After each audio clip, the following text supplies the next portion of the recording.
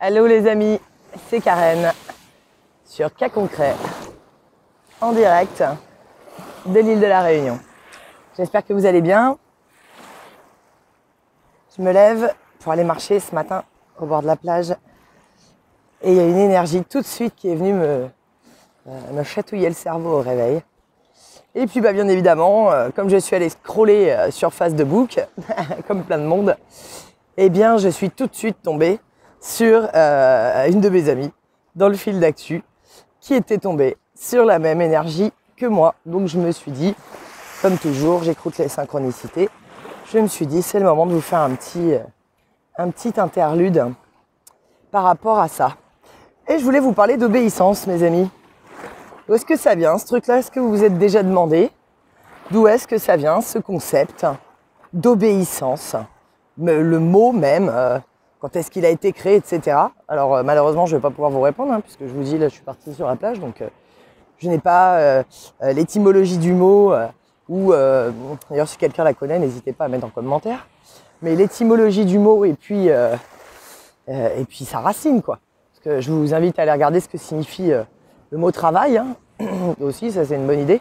Je crois que c'est, si je me rappelle bien, c'est torture, ou en tout cas c'est quelque chose dans le même genre. Mais si je dis pas de bêtises, c'est torture, hein, la signification du mot travail à la base. Donc vous voyez pourquoi on va tous arrêter de travailler demain, et puis qu'on va passer vraiment dans un nouveau monde, parce que ça suffit, quoi. Ça suffit, toutes ces choses qui n'ont que pour but de garder l'être humain vraiment au plus bas de ce qu'il est capable. Donc uniquement dans sa matérialité, hein, voilà, c'est ce qu'ils font tous les jours pour nous garder dans la matérialité en nous achetant, avec de nombreuses choses. Et donc je voulais amener vraiment à vous l'obéissance. Demandez-vous, bien évidemment, par quoi on a commencé par rapport à l'obéissance. Et bien évidemment, c'était quand on était petit. Parce que nos parents voulaient ou ne voulaient pas qu'on fasse certaines choses. Donc ils nous en informaient. Et puis nous, comme on était des êtres libres, vraiment libres, vraiment écrit en toute majuscule, nous étions des êtres libres à cette époque-là, eh bien on désobéissait. Donc qu'est-ce qu'on a fait? On a fait ce qu'on a dit, on nous a appliqué soit une réprimande, une punition, une dispute, ce que vous voulez. En tout cas, on nous a clairement fait comprendre que dans la vie, si tu veux être quelqu'un de bien, eh bien tu es obligé d'obéir. Et que si tu n'obéis pas, ça signifie que tu n'es pas quelqu'un de bien. Alors que obéir, c'est bien en soi. Mais obéir à quoi? Obéir à qui en fait? C'est-à-dire que doit-on obéir sans jamais se poser la question des conséquences de cette obéissance? Regardez ce que ça nous fait depuis 18 mois, les conséquences de cette obéissance. Regardez comment ça torture nos petits à l'école, les conséquences de cette obéissance qui se retrouvent avec quelque chose sur le visage qui les empêche de faire la première chose que leur corps fait à chaque instant, à savoir respirer correctement. Donc, est-ce que vous voyez à quel point en quantique c'est toujours comme ça? C'est les deux faces de la pièce. Donc c'est-à-dire que derrière la face de votre obéissance, il y a forcément quelque chose de l'autre côté qui va correspondre.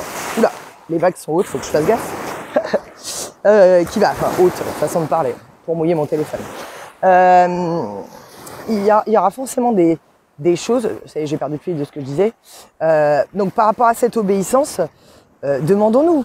Et puis surtout, pour moi, ce qui fait vraiment que la France, le monde aussi d'ailleurs, je vous rassure, c'est pas que la France, mais se retrouve dans la situation où nous sommes aujourd'hui, c'est en réalité parce que nous obéissons sans réfléchir. Et vous savez pourquoi la plupart des gens font cela? Parce qu'en fait, ça nous fatigue de réfléchir. Puis que comme on a déjà des vies, excusez-moi, quand je vais dire ça, c'est une façon de parler, je ne juge pas vos vies ni la mienne. Comme on a un peu des vies de merde déjà, qu'est-ce qu'on fait? Au lieu de perdre du temps à réfléchir sur notre vie de merde, on se dit non, mais il faut que j'en profite, j'ai que 2 jours, donc je vais en profiter à fond pendant 2 jours, ou je vais faire ci, je vais faire ça. Et voilà, comment on se retrouve nous-mêmes prisonniers de quelque chose que nous allons faire perdurer pendant des années et des années. En tout cas, ça fait déjà plus de 18 mois. Et voilà, parce que les gens, en fait, ont tous la flemme d'aller défendre leur propre liberté, parce que pour cela, il faudrait que le concept de liberté soit encore un petit peu ancré à l'intérieur d'eux. Et comme toute notre société a bien fait son travail pour bien nous casser, hein, parce qu'en fait, nous sommes des esclaves modernes. Hein. Les chaînes ne sont plus à nos pieds, les chaînes sont dans nos têtes. Et ça, même si vous avez l'impression d'être libre, c'est parce que vous avez l'impression que vous vous occupez que de votre corps de matière. Bon, encore depuis 1 an et demi, je pense que même ceux-là, ils se disent qu'ils sont un petit peu moins libres. En tout cas, ils font tout pour leur devenir. Et en fin de compte, en faisant ça, qu'est-ce qu'ils font? Ils répondent exactement à notre système, à son bourreau, notre système. Notre bourreau, c'est notre système. Hein. C'est toutes ces personnes, il y a plein de personnes qui font partie de ce système. Mais bon, par exemple, le machin qui est censé nous présider, c'est qu'un pantin pourri. Hein. C'est juste que comme il a les dents qui raillent le parquet et qu'il est particulièrement sans pitié, bah, c'était le candidat idéal pour pouvoir le mettre à ce poste. Mais vous vous doutez bien que les gens ne vont pas nous mettre les vrais responsables devant les yeux. Parce qu'au cas où la vindicte populaire se réveillerait, bon, bah, ils préfèrent que ce soit les autres qui se fassent buter à leur place. Ils sont pas fous. Et ils sont très loin d'être cons. Par contre, ce sont des mauvaises personnes. Et toutes ces mauvaises personnes-là, tout ce système-là, depuis des années, n'a fait que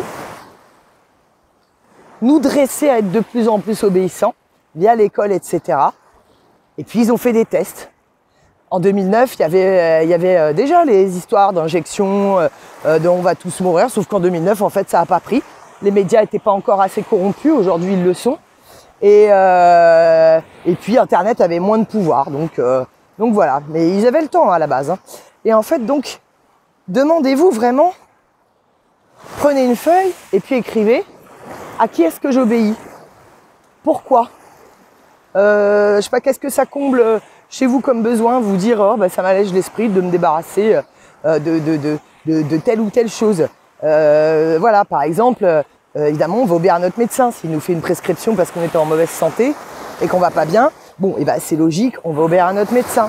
Et du coup, toutes ces figures d'autorité-là, vous savez, en ingénierie sociale, c'est bien pour ça qu'ils ont utilisé la médecine d'ailleurs, elles se retrouvent extrêmement puissantes. C'est-à-dire que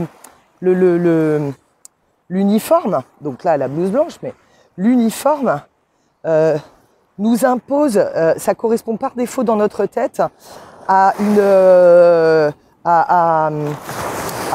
une autorité à laquelle il faut qu'on se plie. Parce que depuis qu'on est tout petit, on nous explique, il y a un but hein, sur l'uniforme aussi, hein, on nous explique que voilà justement, telle personne, voilà, alors tel uniforme ça nous sauve la vie, tel uniforme ça nous sauve la vie quand on est malade avec le feu, enfin s'il y a le feu, les pompiers, tout ça, ils peuvent et nous sauver la vie ou venir nous aider dans les accidents, enfin voilà. Et puis après on nous emmène aux autres encore qui nous sauvent la vie. Mais dès qu'il y a quelque chose qui va pas bien dans la vie d'un humain, bah regardez, il est entouré d'uniformes. Vous allez voir la police ou les gendarmes, les pompiers, les médecins, le SAMU, enfin toutes ces personnes-là qui sont liées à cet uniforme, mais ces uniformes qui représentent des moyens de nous contrôler en fait, quoi. Donc, je vais finir avec ça.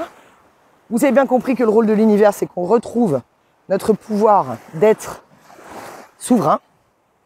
Souverain, c'est quoi? Souverain, c'est pas gober tout ce qu'on vous raconte. Souverain, c'est pas, c'est même pas me faire confiance. Souverain, c'est se dire tiens, Karen a dit un truc là. Même si je lui fais confiance, je vais quand même aller vérifier ce qu'elle vient de dire parce que j'en ai jamais entendu parler avant. Donc tiens, voilà, je vais quand même aller vérifier ce qu'elle va me dire. Ou écouter d'autres personnes qui vous parleront, par exemple, d'un même sujet que moi. Tout ça, c'est ça qui va nous emmener vraiment à notre propre souveraineté. Vraiment, souverain, c'est jusqu'au bout du bout, quoi. Jusqu'au bout du bout. Vous avez besoin de personne pour vous dire quoi faire. Vous avez besoin de personne pour vous dire comment il faut être un être humain. Vous avez déjà tout ça à l'intérieur de vous. Par contre, on vous a fait croire le contraire. Et dans le but, bonjour, et dans le but de vous faire croire ça, bien sûr, c'était d'obtenir notre asservissement, notre obéissance. Donc j'amène à vous vraiment, parce que vous savez que, comme j'aime bien jouer avec les mots, rappelez-vous toujours les deux faces de la pièce. Quand vous dites à votre enfant d'être toujours obéissant, vous pouvez peut-être lui expliquer qu'il y a des choses, c'est important d'écouter pour papa, maman, mais qu'il faut toujours qu'il ait un sens critique. Donc votre gosse, au lieu de lui dire fais pas ça, c'est interdit, obéis-moi, et ben vous lui expliquez pourquoi. Parce que vous-même, si avec votre enfant vous ne faites pas ça, ben de lui-même aussi, ce sera forcément peut-être un peu difficile qu'il comprenne la vraie raison pourquoi vous lui demandez cela, et du coup qu'il l'applique. Voilà, hop, il n'y a pas trop de lumière. Ouais, je vous souhaite une belle journée les amis. Je reprendrai les tirages bientôt, je me repose encore, j'ai encore besoin. Je vous fais des gros bisous et puis n'oubliez pas, vous me feriez tellement plaisir en étant un peu désobéissant. Ce serait tellement magnifique. Soyez comme l'eau, soyez sauvage et libre, faites ce que vous voulez, des grosses vagues, des petits clapotis et tout ce que vous voulez. Allez, je vous fais des bisous, prenez soin de vous les amis. À ce soir en live. Bye bye.